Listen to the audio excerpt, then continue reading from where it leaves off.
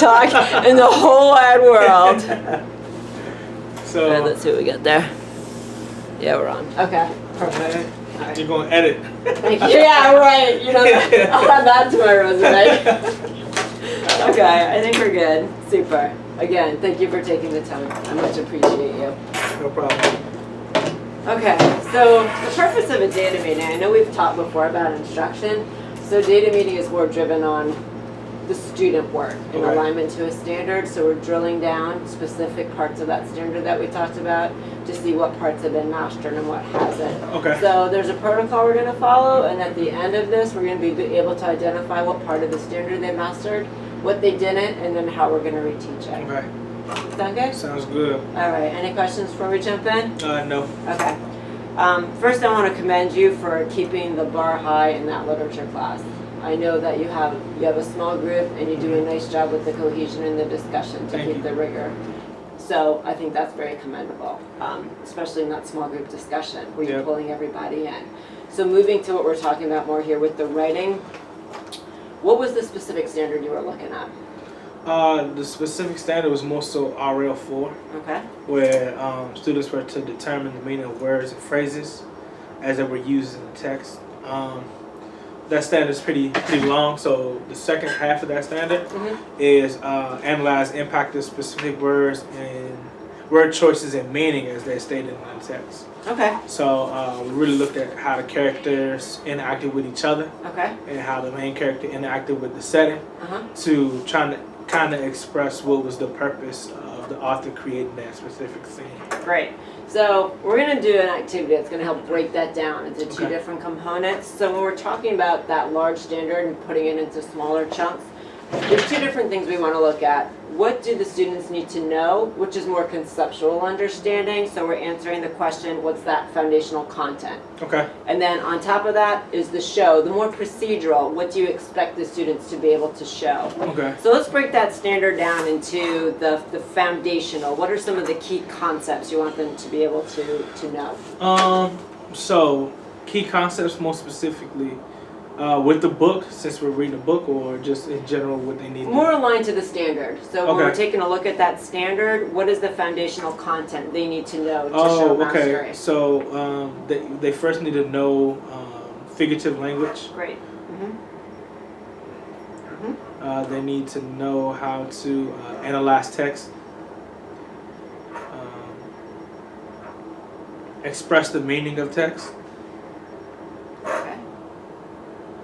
and they also need to know how to connect figurative language to what it means to them. So they need to draw a meaning from that text. Great. Okay, what's the procedural side? What are we expecting them to show an understanding of? Now that we've identified the components that Yep. they should understand, what does that look like in their responses? So in their writing, I want them to show me that they can explain the figurative language in the text. Okay. So definitely use textual evidence, Great. using the text to explain their interpretation of the text. Give examples. So I want them to show me specific examples. And then I want them to show how these examples connect to the overall theme of the entire book. Great. And is this a smaller part of the standard within that larger framework that we're looking at? Yes, actually. The other side of that standard is analyze impact of specific word choices and meaning. Okay. So this information for show kind of goes into that second part of the standard. Okay, it does. So that's good to know. So we'll try to stay as focused and narrow on the conceptual. So Okay. we know that we're still aligning to that standard specifically. Perfect. Okay, great. Let's take a look at your exemplar. Okay. As we looked at what you just identified for the know and the show, based on your exemplar, is there anything that we should add to this chart? So why don't you take a minute and let's flip through it. So let's review what you said. Figurative language, analyzing the text, connecting figurative language to a personal meaning, Yep. using textual evidence, giving examples, and connecting to a theme. Okay. So this is what we just charted. Let's take a look at what you wrote, see if there's anything to add. Okay.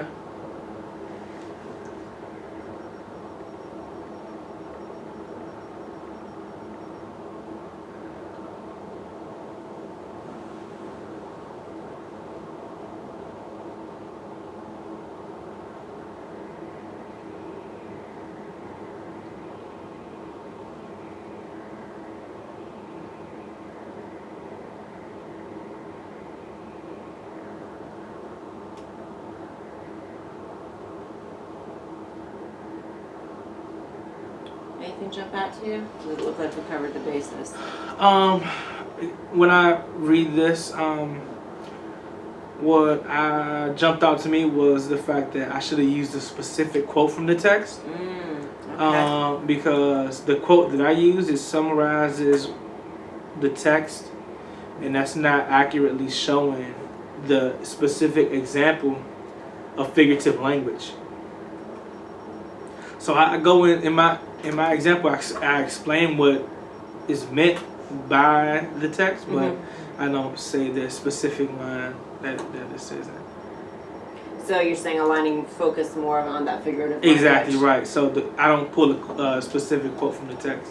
The other thing that jumped out to me is the dualism. Yep. As we're going back and forth, there's a lot of, you even use compare, contrast, your transition words of although. Yep. So how much of a factor does that play in where you want to see students' mastery? Is there that comparison? Well, yeah. So dualism, that goes back into the theme of the entire book, because the theme of dualism is shown throughout the text. So if students don't have a grasp of this overall theme of the book, then they won't be successful in answering this type of question. Do you think dualism aligns with the figurative language, or are they two different categories? So are we looking for them to be able to explain this dualism, or are we looking for them to use figurative language to explain the dualism? So figurative language to explain dualism. Okay. Yeah, So absolutely. we're using that figurative language to reach that understanding of dualism. Yes. Okay, great. Perfect. Okay, let's take a look at what your students wrote. Okay. Let's start with one that you would imagine is closest to your exemplar. Okay. So.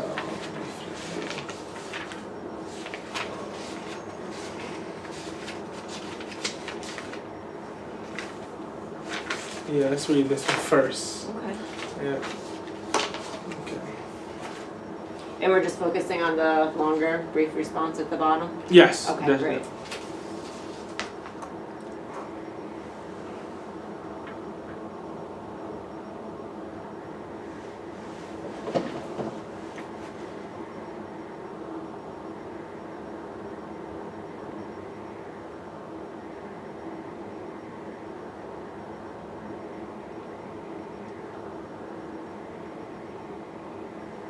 So using this almost as a rubric as what you want to see in the student writing to show they understand that standard, can we correlate some pieces of evidence in her writing that break down to what you were looking for?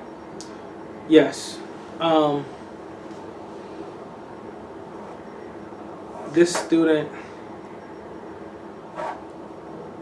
talks about dualism, the comparison and contrast thing, but sort of like my response, doesn't use a specific line from the text, but it also doesn't touch on the figurative language to show dualism. I think that's the major key. So that's what we're looking for? Yeah. Okay. Yep. Have they shown evidence of that in other work that we know that they'd be able to demonstrate that in here? Well, we've talked about dualism, but we haven't really talked about using evidence to show that dualism. Okay, so that... Not in this specific text. Mhm. We've done it in previous texts. Is it something you think needed to be specified before they started writing? Or Absolutely. Is it... Okay. Yeah, absolutely. So based on the parameters of the directions and the prompt, does this live up to an exemplar response? No, I don't. Why not? What has it fall short? So the question states, how does the setting and character interactions of Marsat express a contrast and view of life in relation to other static characters within the text? this student talks about the contrasting views, but I feel like this student doesn't show the connection between other characters also. I mean, despite the figurative language component, they describe the contrasting views, but they also don't connect Mersat to other characters. Okay. More so. So knowing Nakai is probably one of your top scholars in that class, if we're using this as the benchmark, Yep. and we also see the shortcomings in it, knowing that as we're looking at other work, if they don't show those connections or if there's an absence of dualism, we have to temper that because she didn't show it either. Absolutely. Okay. All right. So I think if we're doing reteach, maybe what I can do is So just let's get there in a minute. I like the way Okay. that you're jumping ahead. It might make sense to look at what the other students have done okay. as well. Okay. So knowing that so if we're going to categorize them into 1, 2, 3, let's just go quickly and try to Okay. see which responses best align to what you were looking for. Okay. How's Perfect. that? All right. Yeah. So she's going to be one of our top. Yeah. So, Okay.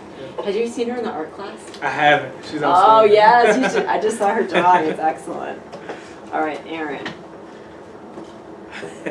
What happened? I think This he is ran out not of time. I Aaron. know, that's why I didn't want to talk about this one. I think he may have ran out of time. So we're not using. Is it because he didn't organize his ideas? He had trouble understanding the prompt. I wonder why, because he is one of our top Yeah. scholars as well. Yep. Okay. Is that a flag that maybe he didn't understand what the question was asking? Or Yeah, that is. Yeah. Okay. So that's something to keep in mind. Yeah. So based on just the lack of response to the question, where would you put that? Probably a 1. Okay, so we'll pile him over in a 1.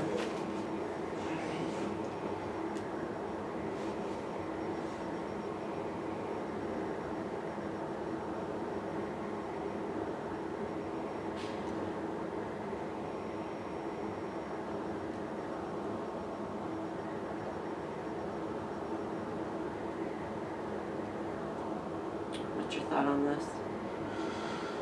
I think this response is a more so of an introduction. She builds a lot of background about contrasting views, but then she doesn't talk about the important piece, which is how those contrasting views go in, or how the text explicitly states how these contrasting views are different from other characters. And if that's one of the key goals of this standard, where would that put her response? Also 1.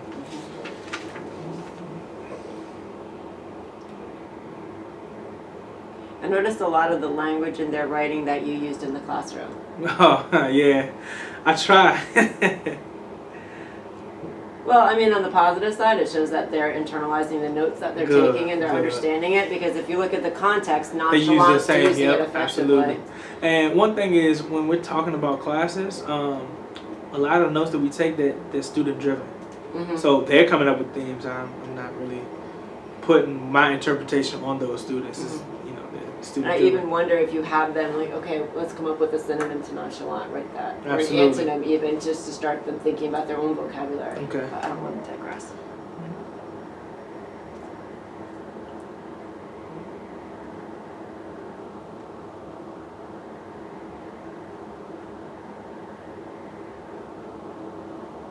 So they're using the key words. So I see contrasting, I see static. Yeah. I don't see what you're talking about, giving examples to connect that. Yeah. That seems something lacking. Okay.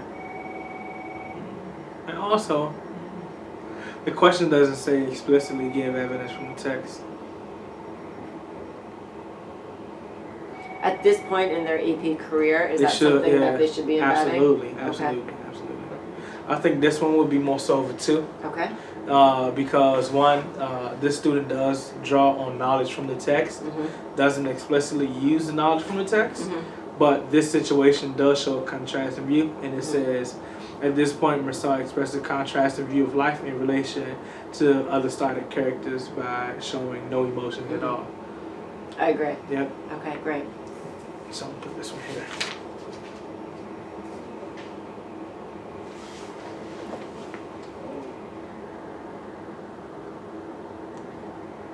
Kelly needs to work on penmanship.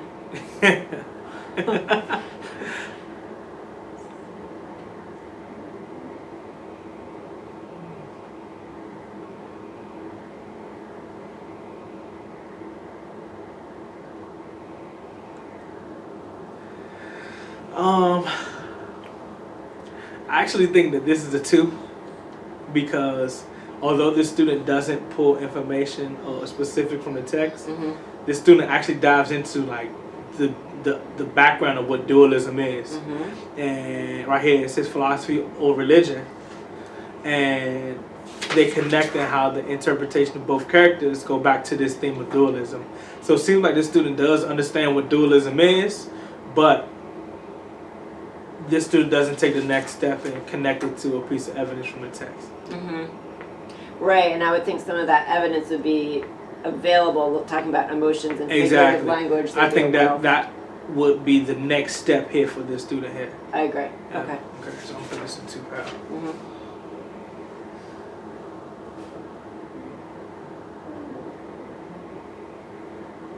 That's an interesting construction, maybe because it's just not quite sure. Yeah. But in AP, they have to be sure. Mhm. It's, you're arguing with something. That's right.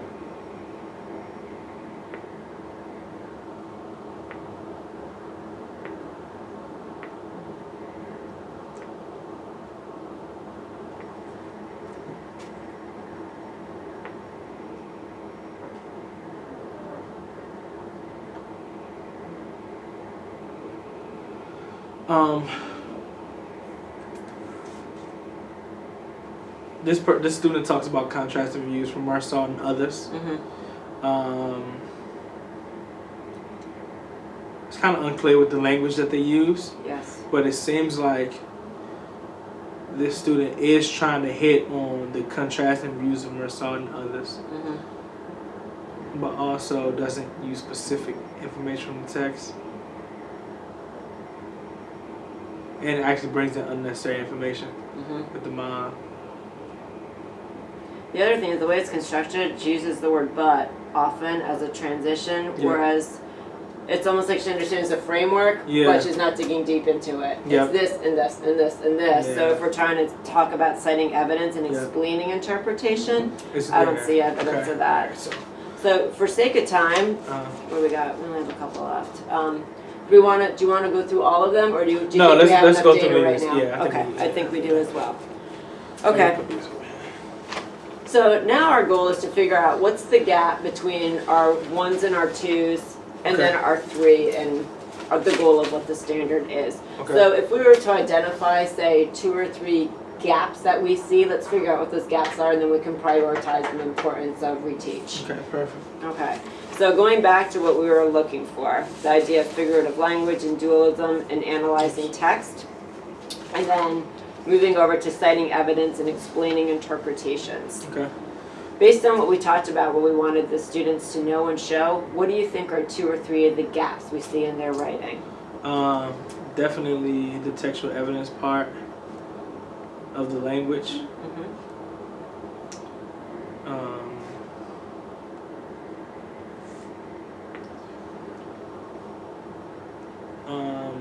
I would say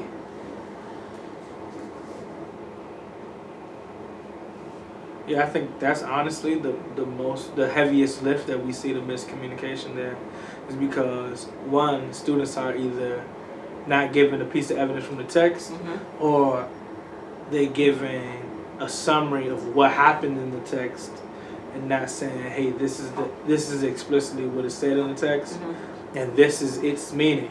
Okay. And this is how it connects from character 1 and character 2. Or this is how it shows a difference from character 1 and character 2. So that idea of the comparison between those two characters, Absolutely. back to that dualism. Okay, so great. So we've identified what that gap is, the Mhm. textual evidence of language. I'm curious if there's any misconceptions. Is there something that we thought that they understood that there's evidence in this work that they haven't, or Okay. they're not clear on?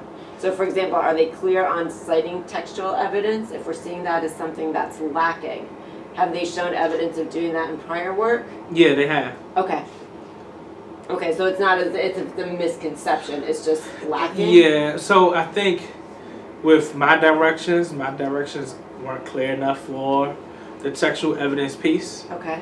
So it's based on what we're asking them to do, based on the demands of the Yep. prompt, what Yep. do we see as missing? And then when we go into reteach, we can pull in how to cite textual evidence of what we decide Okay. to reteach. Perfect. So within the standard, going back to that standard language, what do we see as a gap or a misunderstanding? Let's see this for a Yeah, second. go ahead. So when I think about the language from the standard,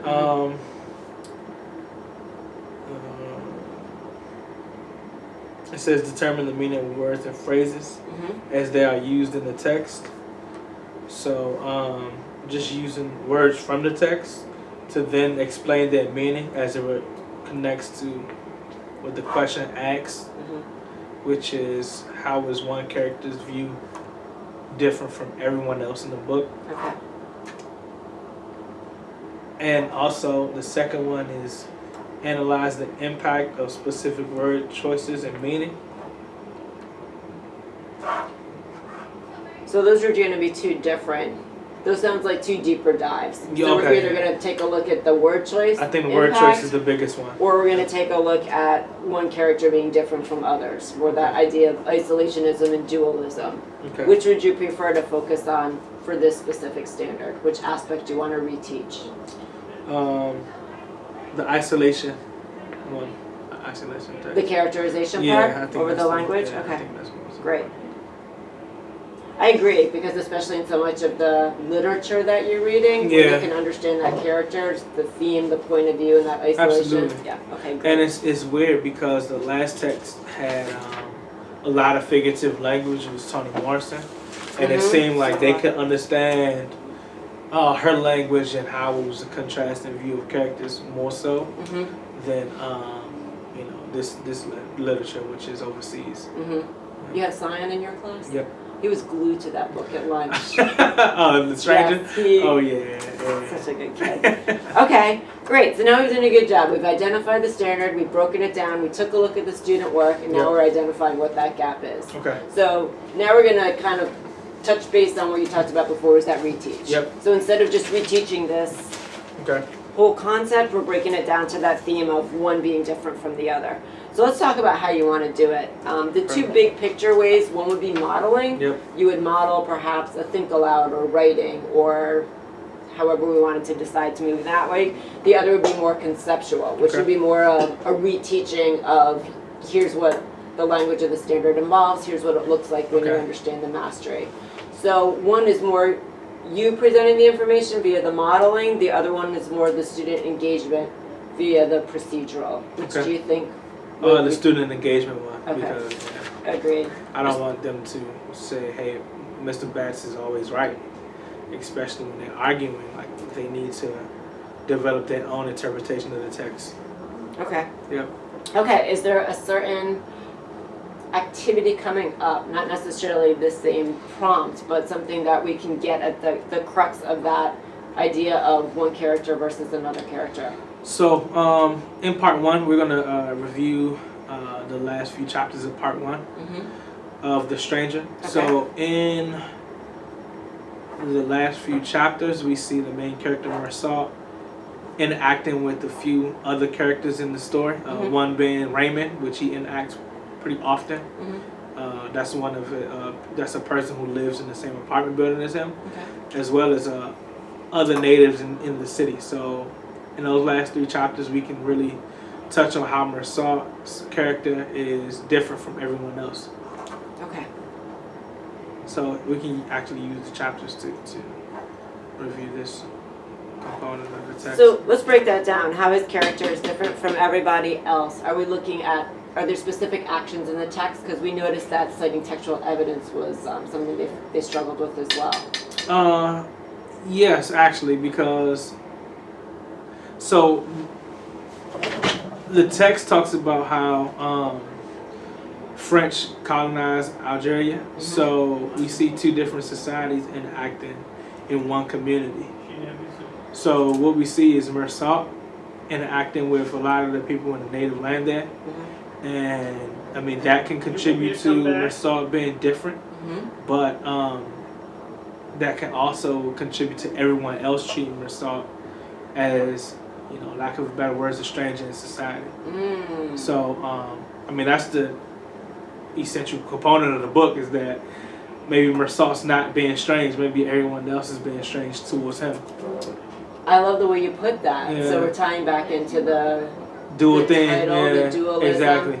I wonder if it would be helpful if they supported their own argument. And okay, yeah, that makes sense. And I mean, you tell me. So if we're asking for them to understand the idea of dualism, what is that going to look like in a student response? What would be some of the terms or ideas you're looking for? So, for them to understand what that means, first they have to show what dualism is Okay. and how they interpret what dualism is. So, the natural opposites, which we talk about dualism in humanity. Mm-hmm. The natural opposites you heard us talk about today Mm-hmm. for people, creating a livelihood is either I'm a believer in religion or I'm a believer in philosophy. Okay. So, which path does Mersault take Mm-hmm. versus which path does society take? Mm-hmm. And how do we know that they take that specific path? Okay. Through what's shown in the text. And then we support that with our interpretation, or the students can support that with what they interpret as to the reasons why they chose each path. So let's do this. Let's talk about the components of what a response would be that Okay. you'd be able to say, this student understands Absolutely. this standard. Okay. So let's break down what a student response, and it doesn't have to be specific. We're not coming up exactly with the Okay. work right now, but what would you want to see that student response? So you talked about what dualism is. Yep.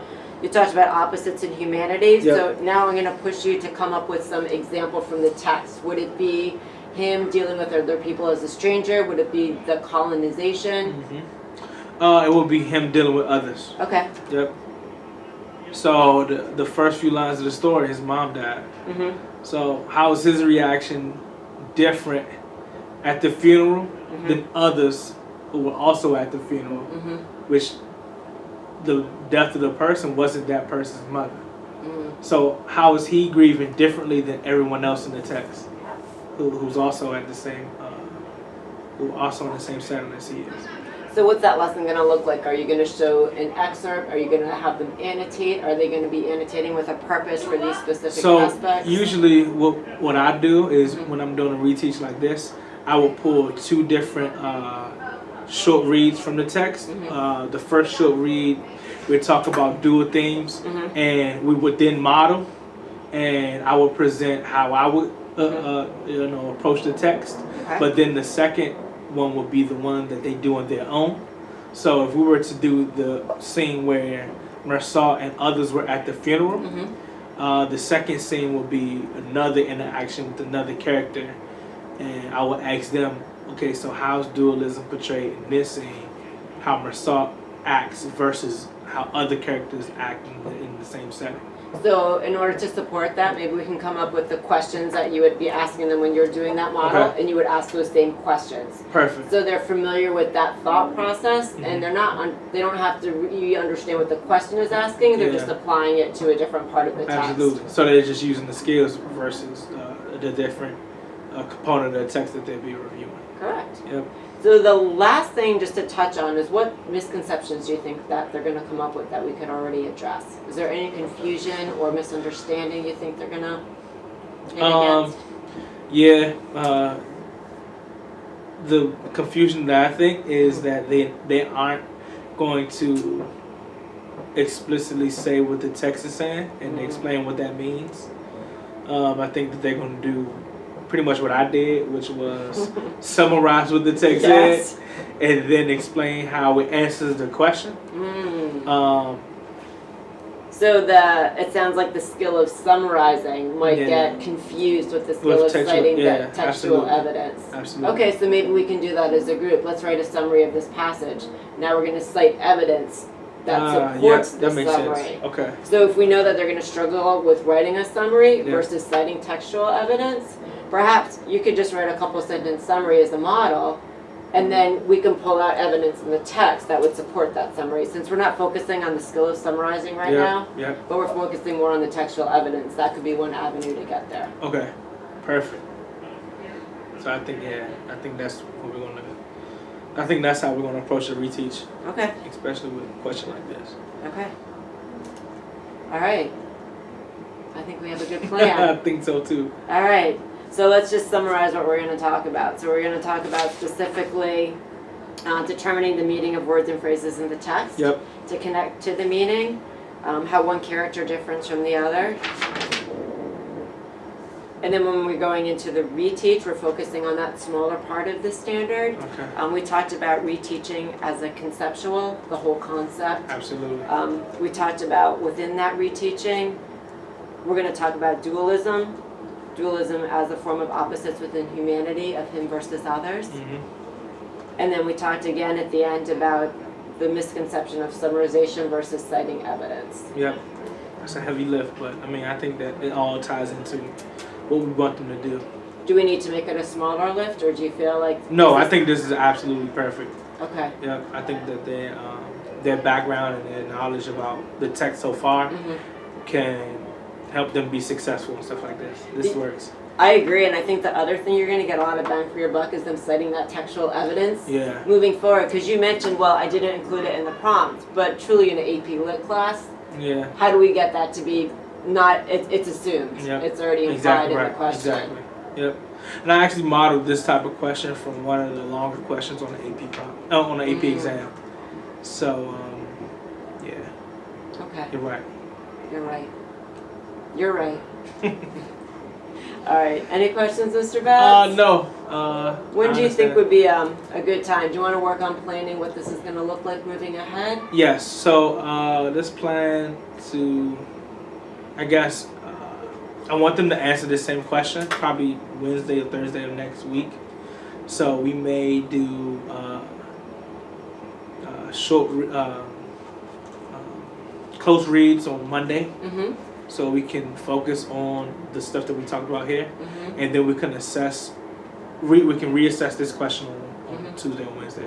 So if you wanted to shoot it to me again, like last time, Okay, perfect. I can take a look and give you some feedback now that we have a better framework for where we're moving. Perfect. I like it. The one thing I would push you towards is just that narrow framework of what we talked about, of that language in the standard, of determining the meaning of words and phrases in the text to connect to the one character being different from others. Okay, perfect. And that really talks about textual evidence and dualism all in one. Understand. Okay. All right. I appreciate your reflection. No You did problem. a great job. Thank you. All right. Thank you, Mr. Batts. All right. Is this Mr. P.S. still out the door? I heard him. I know, right? I tell you, it's